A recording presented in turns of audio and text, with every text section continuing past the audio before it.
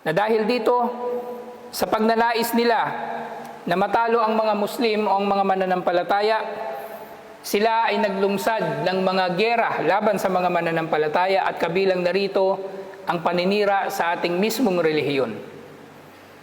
Ang mga Persyano bilang halimbawa, sila ay nagtatag ng isang sekta, isang kulto na pinagmukha nilang Islam, ngunit ang katuruan nito ay pawang katuruan ng mga nagtatambal kay Allah Subhanahu wa Ta'ala. At ito ngayon ang kulto ng Shia na nagpapakilala bilang Muslim pero hindi naman Muslim.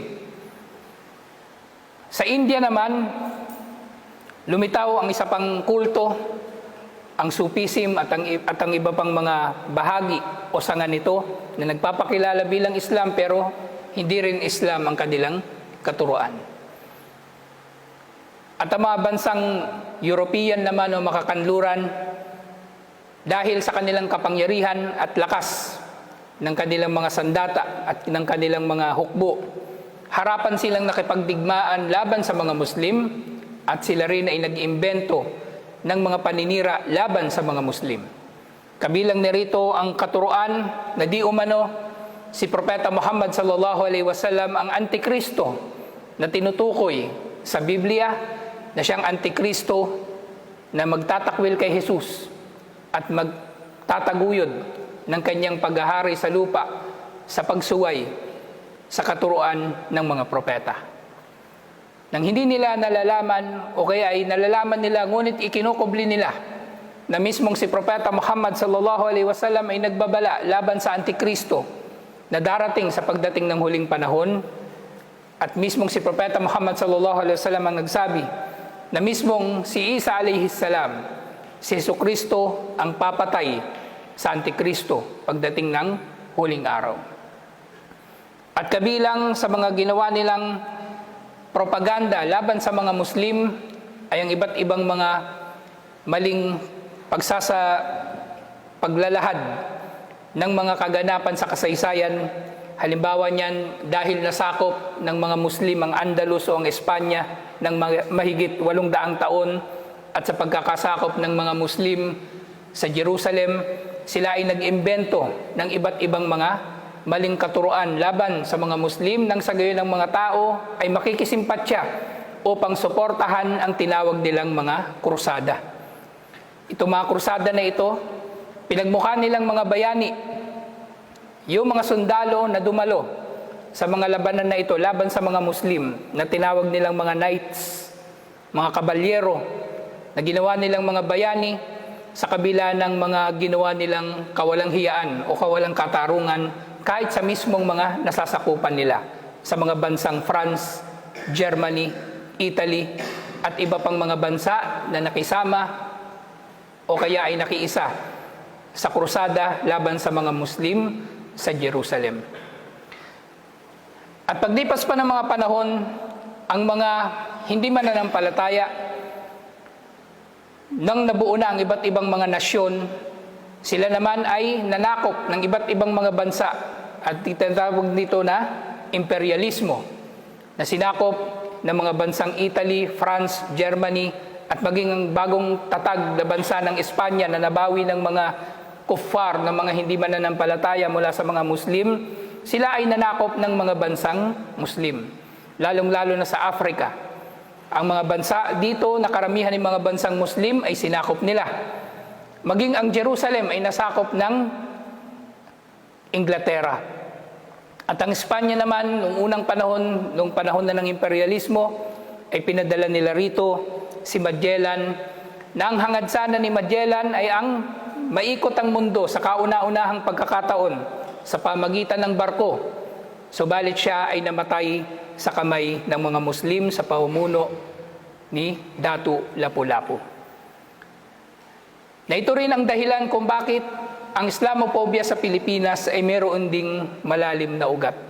Na ang ugat nito ay napakalalim na magmumula pa ito sa panahon ng mga krusada. Ang mga Kastila ay merong natural na galit sa mga Muslim. Dahil ang mga Kastila, sila ay nanggaling doon sa isang rehiyon, napakaliit na probinsya doon sa Iberian Peninsula na tinatawag na Castile. At sila ang naglungsad ng labanan ng giyera laban sa mga Moors na nakasasakop sa Espanya na meron silang dalawang capital doon. At ang isa ay ang Cordoba o ang tinatawag na Cordoba sa panahon natin ngayon. Sila ay naglunsad ng giyera laban sa kanila at dahil na rin sa kahinaan ng mga Muslim at pagtalikod nila sa jihad, sila ay nasakop ng mga Kastila at nang nasakop na nila ang buong lugar na ito ng Espanya, inilunsad nila ang tinatawag na Inquisition, yung pag-torture sa mga tao upang mapaamin sila kung sila ba ay mga Muslim o hindi at ituro nila kung saan nagtatago ang mga Muslim. Na dito sa Inquisition na ito, kahit mga Hudyo ay dinamay ng mga Kastila sa kanilang mga pagpapahirap at pagpatay. At nang matapos ang kumpletong pagkakasakop ng mga Kastila sa Espanya, ay naisip nila na manakop na ng iba't ibang mga bansa. At dito na nila nagawang makasakop ng mga bansa sa South America, kabilang dito yung Mexico, at dito na nga sa Pilipinas, na isa sa mga bansang narating ni Magellan. Pero ang Pilipinas ay isang espesyal na bansa para sa mga Kastila. Dahil napagtagumpayan nilang mapalayas ang mga Moro, yung tinatawag nga nilang mga Moors sa Espanya, at nang nakarating sila ng Pilipinas, ay inis na inis sila dahil nakakita na naman sila ng Muslim at gusto rin nilang ubusin din ang mga Muslim sa Pilipinas katulad ng kung paano nilang inubos ang mga Muslim sa Espanya. Kaya ang naging giyera dito ng mga Kastila laban sa mga Muslim ay naging isang pinaka madugo sa buong kasaysayan na makikita natin kung paanong walang komunidad halos ng mga Muslim sa Espanya. Hanggang sa panahon natin ngayon, ay ganoon din walang komunidad ng mga Muslim dito sa Luzon.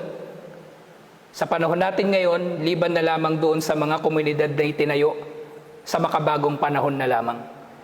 Pero sa panahon natin ngayon, wala ng komunidad ng mga Muslim dito sa Luzon na ang ugat nito ay nanggaling pa noong panahon bago pa ang panahon ng mga Kastila. Dahil totally inubos nila ang mga Muslim dito sa Luzon at maging sa Visayas. Ng kasaysayan ng mga Muslim dito sa Pilipinas na ang marami sa mga raha at mga dato noong unang panahon na kung hindi sila yayakap sa relihiyong Kristyanismo, sila ay papatayin ng mga Kastila. Na noong panahon na yon, nalalaman natin na ang kaharian ng Tondo ay isang kaharian ng Muslim at ang Tondo noong unang panahon ay ang kabilang panig ng Ilog Pasig hanggang sa Pangasinan. Samantalang yung kabila naman ng Ilog Pasig, yun ay yung kaharian ng Maynila. At maging sa Laguna, sa Batangas, ito ay lugar din ng iba't ibang mga sultan na mga Muslim.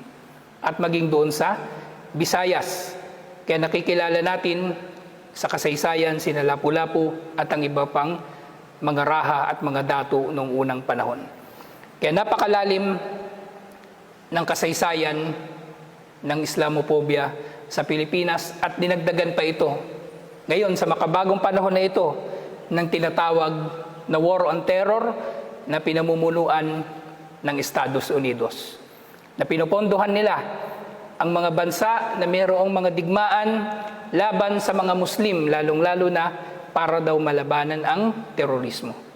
At nalalaman natin mula nung una pang panahon na mayroong pera at mayroong negosyo sa digmaan, kaya ang marami sa mga pinuno ng mga sandatahang lakas ay mayroon ding interes na magkaroon ng digmaan sa kanilang mga lugar, kahit sa mga tao na hindi naman kailangan digmain nang sa gayon ay magkamit sila ng karangalan sa labanan o kaya ay magkamit ng pondo na maaari nilang idispalko o gamitin para sa mga personal nilang paggagamitan.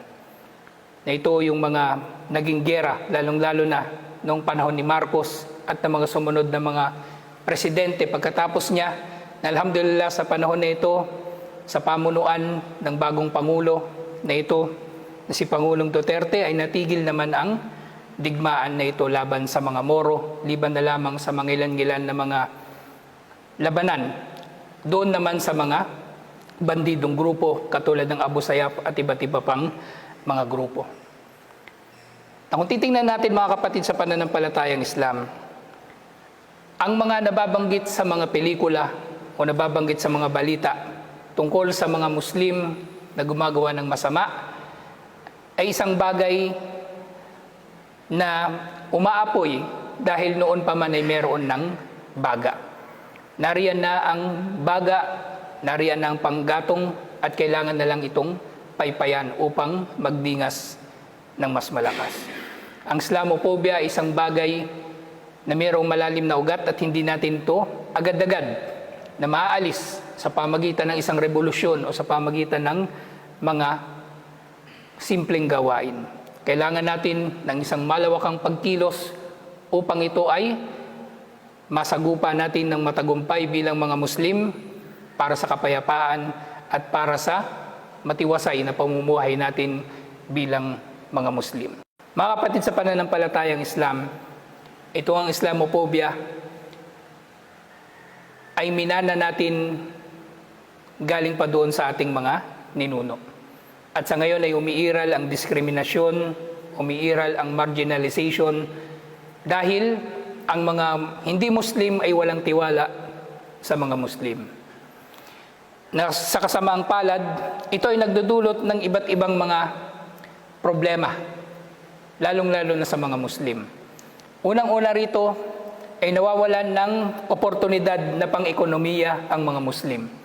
Na sa halip na sila ay nakakapagtrabaho na katulad ng mga hindi Muslim, na sila ay napapasweldo ng katulad ng mga hindi Muslim, o sila ay may pagkakataon na yumaman, mapaunlad ng kanilang mga buhay, ay hindi nila ito nagagawa dahil sila ay napipigilan ng kanilang pagiging Muslim. Sa iba't ibang mga larangan, ito man ay maging sa trabaho, ito man ay sa pagiging politiko, at iba't iba pang larangan dito sa mundo. Na dahil sa kawalan ng kakayanan na ito na pang-ekonomiya, ang makikita natin bago pa na itaguyod ang bagong Bangsamoro Autonomous Region na meron tayo ngayon, makikita natin na ang pinakamahirap na rehiyon o pinakamahirap na mga probinsya sa buong Pilipinas ay ang mga probinsya ng mga Muslim. Hindi lamang dahil sa kaguluhan na umiiral dito, kundi dahil sa itinatanggi sa kanila ang mga pondo at mga reforma na kailangan para maitayo ang mga eskwelahan, mga ospital, at iba pang mga pangangailangan ng tao. Na dito sa Pilipinas, bago pa yung mapatupad ang Bangsamoro Organic Law noong mga nakalipas na taon, parang second-class citizen sa Pilipinas ang mga Muslim, lalong-lalo na ang mga nasa Bangsamoro. Kaya dahil dito, ang marami sa kanila ay nakakaisip na mag-aklas.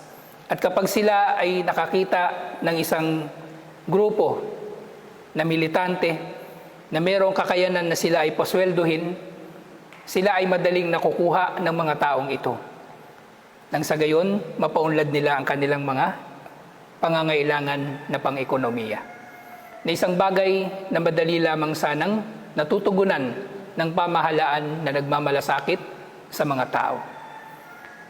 Noong nakaraan, sa panahon ng Marawi Siege, sinasabi na ang isang sundalo ng Maute ay kaya nilang paswelduhin ng 15,000 pesos, 15,000 buwan-buwan, na napakalaki kung tutuusin natin para sa isang tao na hindi makakita ng trabaho kasi nga siya ay Muslim.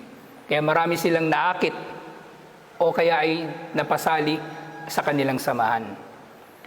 Na dito nga sa isang obserbasyon na Secretary Manny Piñol, sinabi niya na napakasimple lang sana ng problema sa Mindanao, ng terorismo sa Mindanao. Na hindi natin kailangan magpadala ng dagdag na tangke o bala o sundalo. Ang kailangan nila ay dagdag na reforma sa pagkakalikha ng mga oportunidad para sa mga tao na sila ay magkaroon ng marangal na trabaho.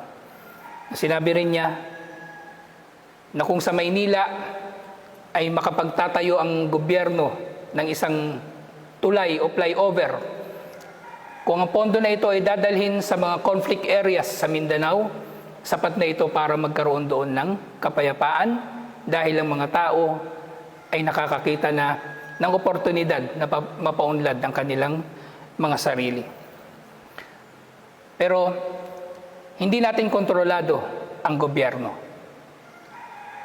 Pero tayong sa ating mga sarili, maaaring magkaisa ang mga Muslim upang tayo mismo ang magtayo ng oportunidad na pang-ekonomiya para sa isa't isa.